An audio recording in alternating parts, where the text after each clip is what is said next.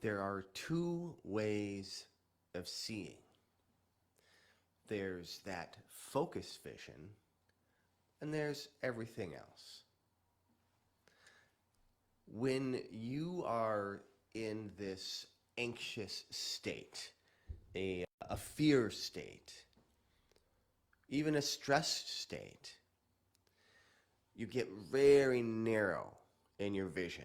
You're focusing in on the problem, on that problem state, both with your vision, but also with your mind. But there's another way to look at the situation.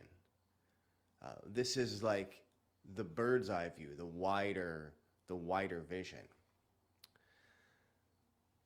This focused state, it takes you back to a very primal way of being. And if you think about it, it makes a lot of sense. So this focused vision, this is all about seeing the details. This is the hunter-gatherer need to recognize the plants that are safe to eat. Also, to recognize, is the saber-toothed tiger getting bigger or is the saber-toothed tiger getting smaller? That's vital information to know when you are a hunter-gatherer. Well, we aren't a hunter-gatherer anymore. And yet, when we get flipped into the fight or flight response, that is the first place we go, into that focused, narrow tunnel vision. The way to pull yourself out of this is to become aware of everything else. So just try this. Find a spot to focus your attention on, straight out in front of you. Get very narrow with that focus. Now hold that focus, but at the same time, allow your vision to soften a little bit. Just become aware of everything else around you. Another way to do this is to begin to move your hands out, paying attention to how far you can move them and still see them while you're looking ahead. You can go pretty far. You can nearly get behind your body. Now, I think of this like when you are feeling completely safe and you lay back on the grass and you gaze up at the clouds. You're in a safe place. When you're in that safe place, that vision, it's communicating back to the mind, hey, everything's good. You're perfectly safe. This is how you pull yourself out of the fight or flight into that rest and digest, the parasympathetic nervous system.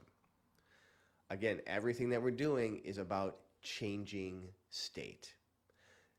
Now, you can use this in those fear moments, in those anxiety moments, but you can also just use this in your day-to-day life. And what's really interesting about this shift of perspective is if you're in a type of situation where you're communicating with someone, you and someone else in front of you, or even a group of people. This is actually, as a side note, this is a very useful process to use when you are speaking to a whole group of people, to use that wider awareness. Again, to let yourself know, I'm perfectly safe here. But to come back to what I was beginning, to tell you, when you're communicating with someone, instead of just being focused in on their eyes, let your vision widen a bit. And what will happen is you're going to start to pick up on details, on things you hadn't noticed. You may not even pick it up consciously. Your subconscious is going to start to notice things. Notice body language. Notice subtle shifts in how a person might be breathing. This is going to help you to communicate with them. It's going to help you connect with them. So try that when you're in that.